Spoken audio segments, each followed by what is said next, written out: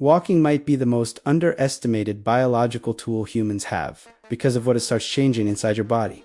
Most people think walking is too simple to matter, but walking has been shown to physically increase brain volume. It can regulate blood sugar more effectively, reduce the risk of heart disease, improve digestion, and even stabilize mood chemistry. Walking activates systems in your body. As you walk, blood starts moving again. Muscles start pulling sugar out of the bloodstream.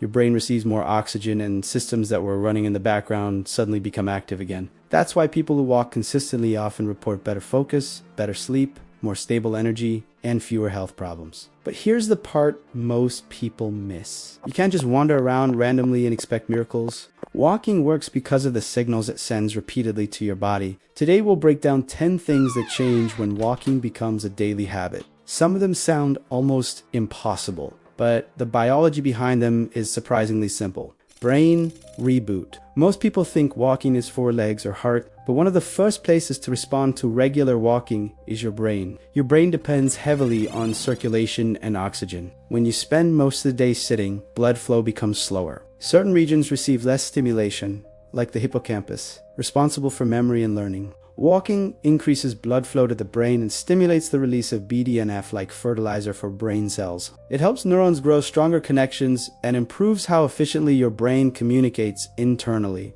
That is why many people feel mentally clearer after a walk. Your brain is literally receiving more oxygen, circulation, and stronger signals. In simple terms, walking does not just wake up your body, it wakes up your brain. Eyesight protection. It sounds strange, but walking can actually help protect your vision. Many vision problems, especially glaucoma, are related to pressure building up inside the eye. Walking helps regulate circulation throughout the body, including the tiny blood vessels around the eyes. As your heart rate increases slightly and blood flow improves, pressure inside the eye tends to stabilize and drop. Walking keeps that circulation moving. It acts like a secondary pump for your vascular system, helping regulate fluid dynamics inside the eye. Over time, this helps reduce stress on the optic nerve and supports long-term eye health. Heart protection. A lot of people believe that if you are not running, your heart is not really working. But when researchers compared walkers and runners over long periods, something interesting appeared.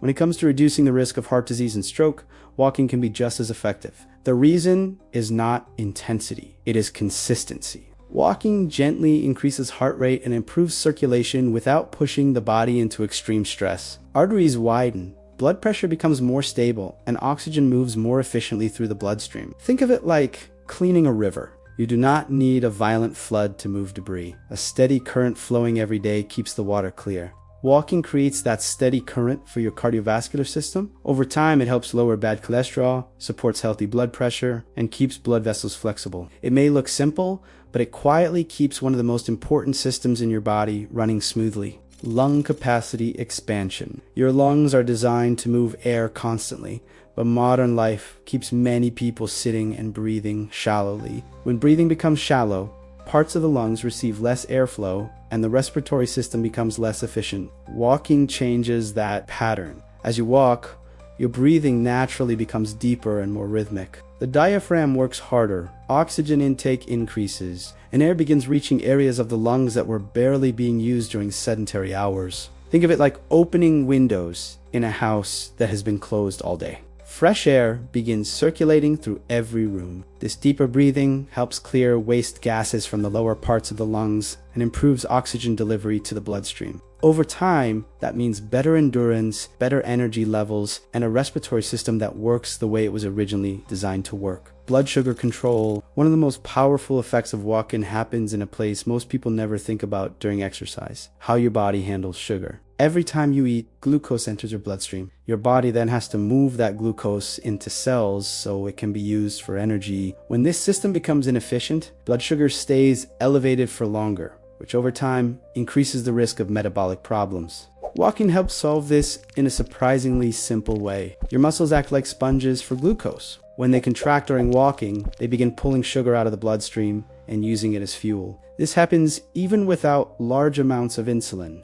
Think of it like opening extra doors for sugar to leave the bloodstream. Instead of piling up in circulation, it gets absorbed by working muscles. That is why even a moderate walk after meals can dramatically improve how the body handles blood sugar. You are not just burning calories, you are helping regulate one of the most important energy systems in your body: digestive system activation. Your digestive system relies on movement more than most people realize. The intestines move food through the body using rhythmic muscle contractions called peristalsis, which push food forward through the digestive tract. But when you spend long periods sitting, that movement can slow down. Walking helps restart that motion. As your body moves, your abdominal muscles and internal organs gently shift and stimulate those digestive contractions. This encourages food to move through the digestive tract more efficiently. Think of it like shaking a bottle with thick liquid inside. Without movement, everything settles and moves slowly. With motion, the contents start flowing again. Regular walking helps regulate bowel movements, supports gut function, and reduces the time waste products stay inside the digestive system. It is a simple mechanical boost to a system that depends heavily on movement to work properly.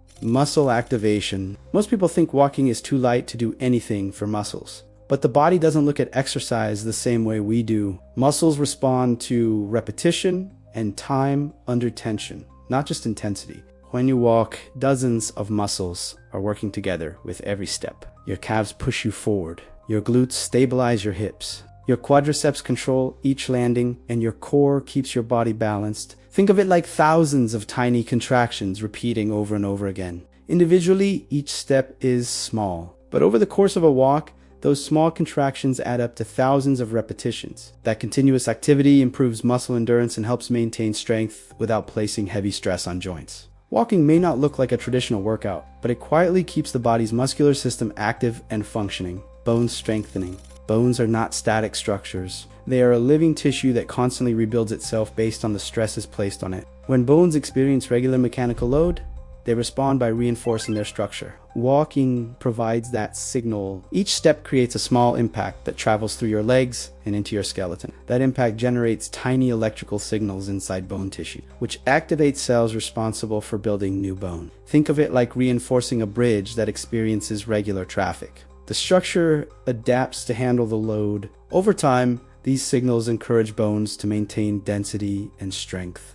This is one of the reasons regular walking is associated with lower risk of osteoporosis and fractures later in life. The impact is gentle enough to avoid injury, but frequent enough to keep the skeletal system strong. Spinal decompression. Back pain has become one of the most common complaints in modern life, and a big reason is how much time people spend sitting. When you sit for long periods, the discs in your spine stay compressed in the same position for hours. Those discs act like small cushions between the vertebrae, and unlike muscles, they do not have a direct blood supply. They depend on movement to absorb nutrients. Walking provides that movement. As you walk, the spine goes through a gentle cycle of compression and release with every step. This pumping motion helps fluids move in and out of the spinal discs, delivering nutrients and removing waste. Think of it like squeezing and releasing a sponge underwater. The motion pulls fresh fluid in and pushes old fluid out. Over time, this process helps maintain the health of spinal discs, improves posture, and strengthens the muscles that support the spine. What looks like a simple walk is actually helping maintain one of the most important structural systems in your body: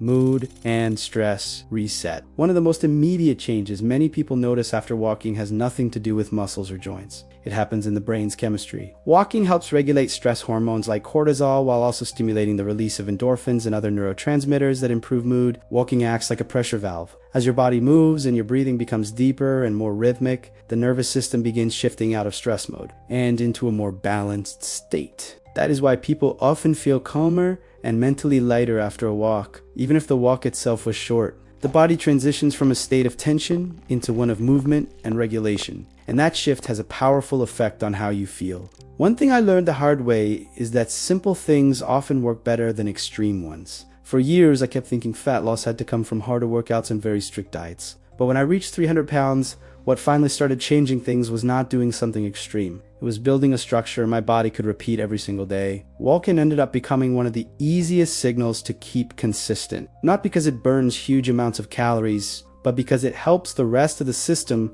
start working the way it should. If you want to understand the full structure that helped me go from that point to where I am today, I put it together in a short guide called 7 Steps That Got Me Out of Obesity. It's completely free, and the link is in the description. And whether you start with walking, training, or nutrition, the most important thing to remember is this: your body responds to signals, send the right ones often enough, and what feels stuck starts moving again. Sometimes the biggest changes don't start with something dramatic. They start with something as simple as putting on your shoes and taking a walk.